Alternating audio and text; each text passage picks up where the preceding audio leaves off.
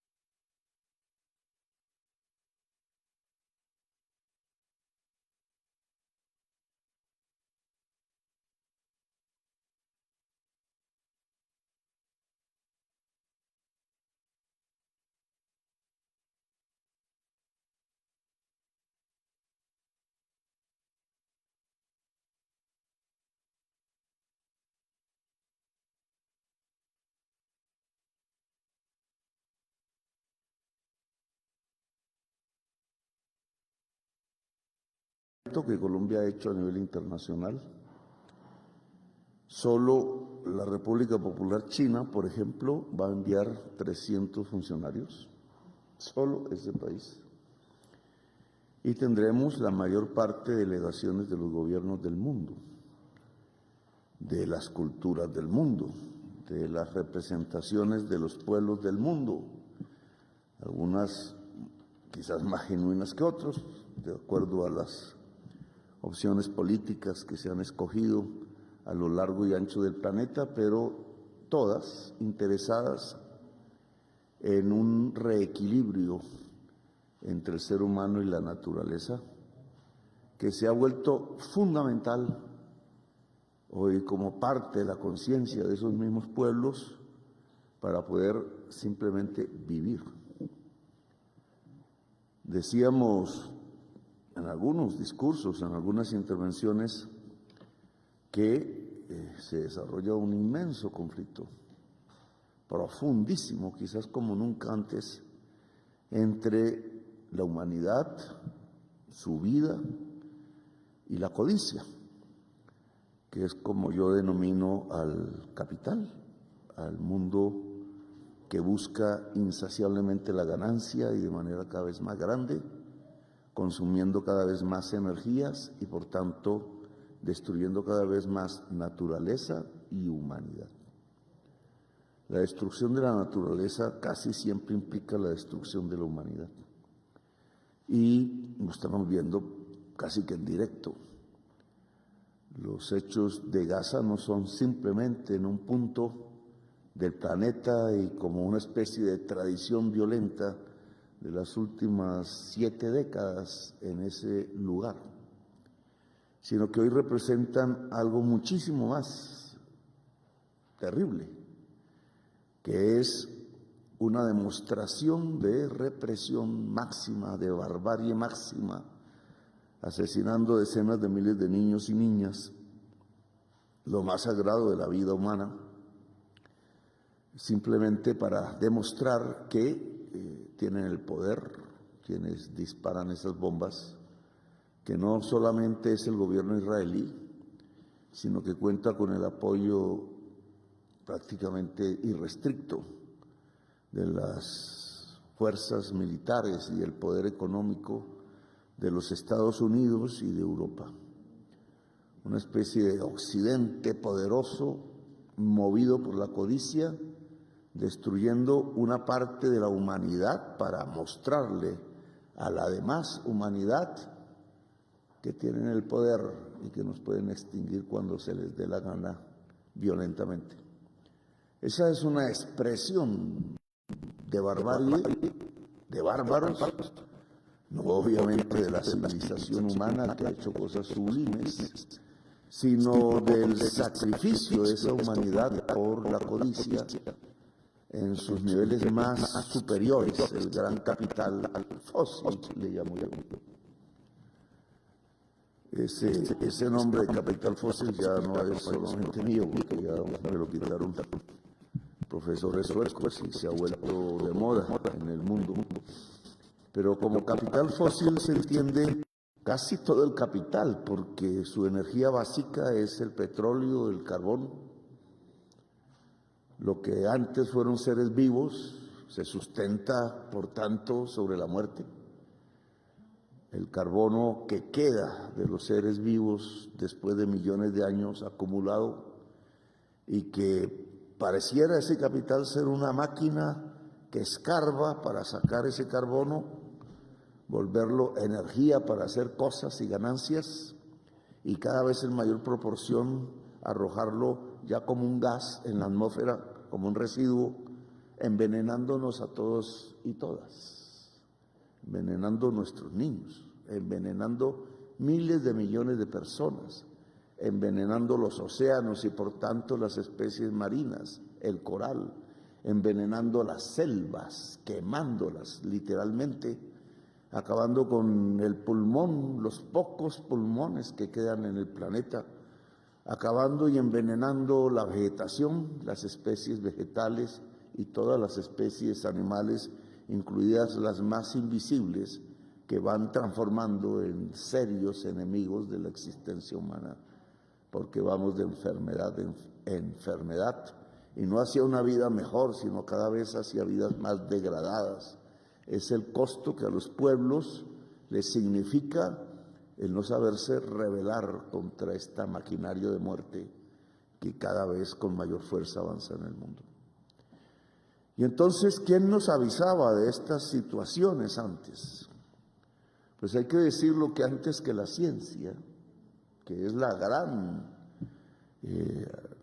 alarma que se ha prendido en la tierra, lo fueron las comunidades indígenas de todos los continentes. Y muy especialmente las comunidades indígenas de las Américas, que los indígenas no llamaban América, América.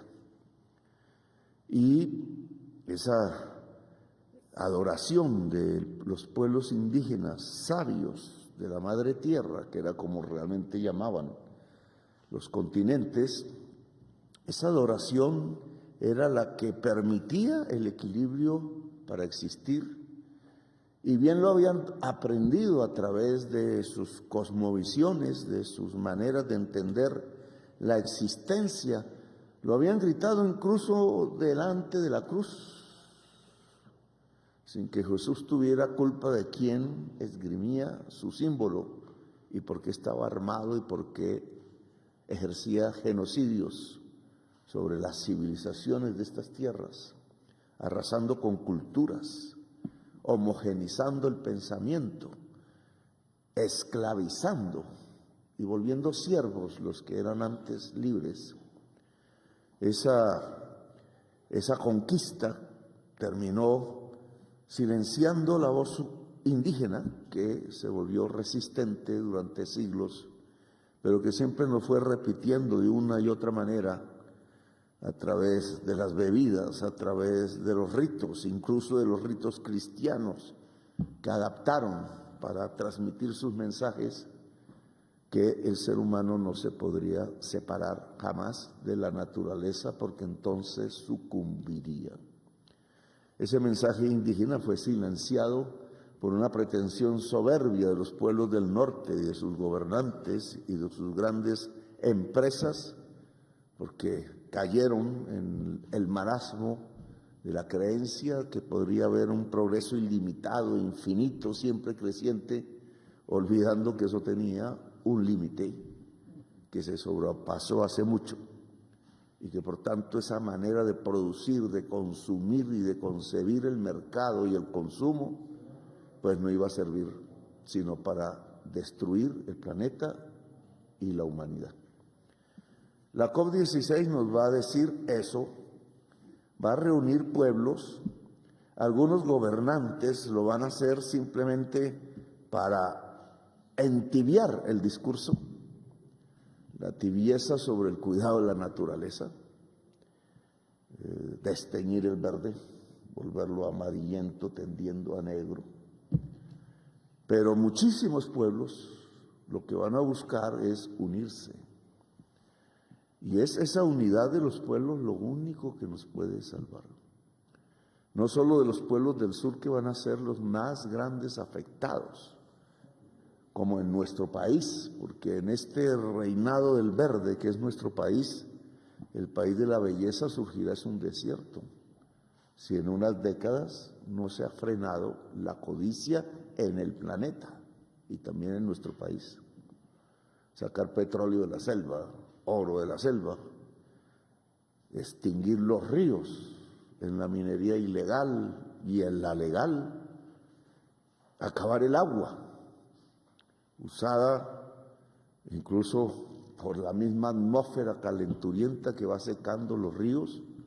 Cuando se había visto que se secaba el río Amazonas y al mismo tiempo se inundaba la Guajira, cuando habíamos visto que pasábamos de catástrofe ambiental en catástrofe ambiental. Este gobierno lleva 2 años de catástrofes ambientales y ya no alcanza el dinero. Y cuando quisimos poner los impuestos sobre el carbón y el petróleo, que era lo lógico para por lo menos a partir de allí cimentar las posibilidades de adaptarnos a la crisis climática, pues suspendieron la ley. Los defensores del capital fósil, que hoy aún tienen el poder en Colombia. No tienen el gobierno, pero tienen el poder, porque gobernar no es tener el poder. Eso lo aprendimos hace muchísimo tiempo.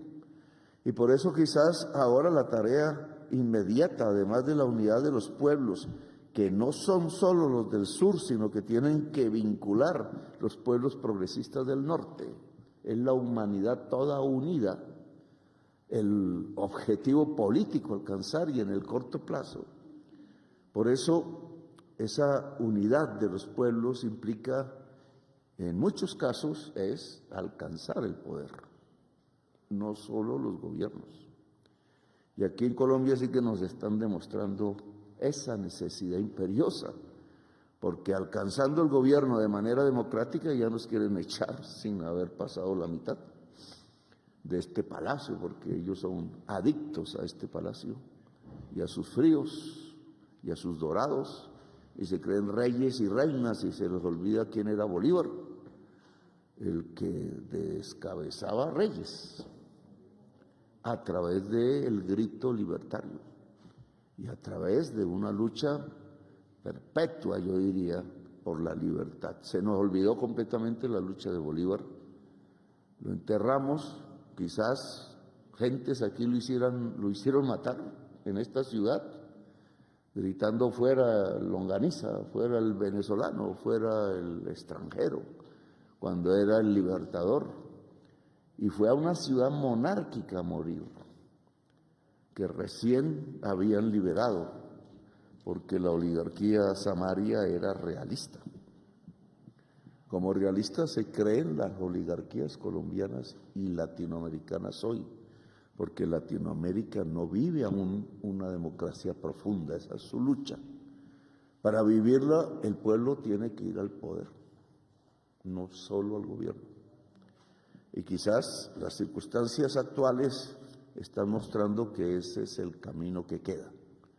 Porque si no quieren que la democracia llegue al gobierno y quieren construir un mundo oligárquico y mortífero, bárbaro, como ha sido las oligarquías colombianas, casi que peores que los descendientes de la monarquía española en estas tierras, casi que peor, yo diría que peor.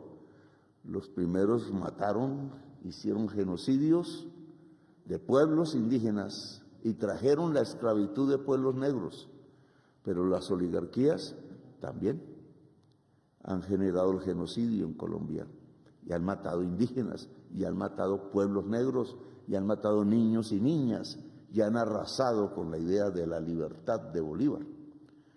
Pues entonces esa diferenciación entre gobierno y poder se vuelve muy clara hoy, porque ¿qué diría Bolívar aquí entre nosotros en este palacio que nunca conoció? Porque si acaso llegó a conocer, fue la Casa de Nariño, que es mucho más modesta que este edificio sin alma, por donde pasan fantasmas del autoritarismo, del despotismo. Bolívar diría: levantaos de nuevo. ¿Qué le diría a los negros si no llegó la hora de la emancipación? ¿Y qué le diría a los indígenas si no era que ustedes tenían la razón, que había que equilibrar al ser humano con la naturaleza? ¿Y qué le diría a los mestizos gobernados como si fueran siervos si no llegó la hora de nuevo de levantarse y alzar la bandera? Pues alzar la bandera, un poco firmar este decreto, ya verán la discusión que provoca. Hasta intentarán tumbarlo los que se creen monárquicos, porque dirán: uy, ¿cómo? ¿Los indígenas tendrán autoridad ambiental? ¿Y nuestras instituciones aristocráticas que viven robándose la plata, qué?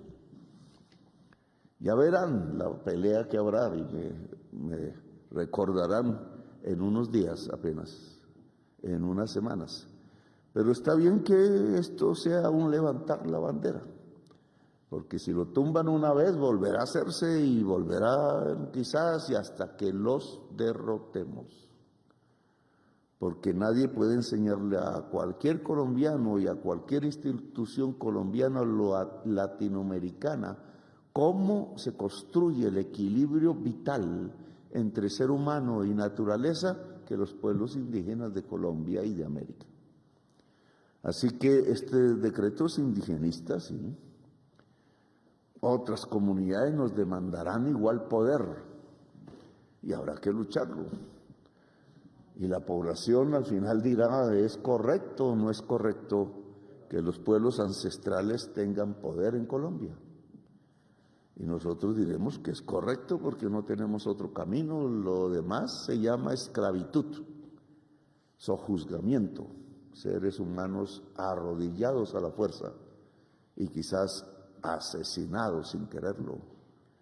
Esos pueblos hoy los reivindicamos firmando este decreto, que ya es un decreto y que ya cobra su vida jurídica, su vida dentro de la sociedad colombiana. El que las autoridades indígenas tengan en sus territorios igual poder que las corporaciones autónomas, que en su mayoría inmensa no han demostrado ser instrumentos de cuidado de la naturaleza, sino lo contrario, vía corrupción. Se han arrodillado a la codicia, y esa codicia ha entregado nuestra hermosa naturaleza a la destrucción. Gracias por haberme escuchado, muy amables.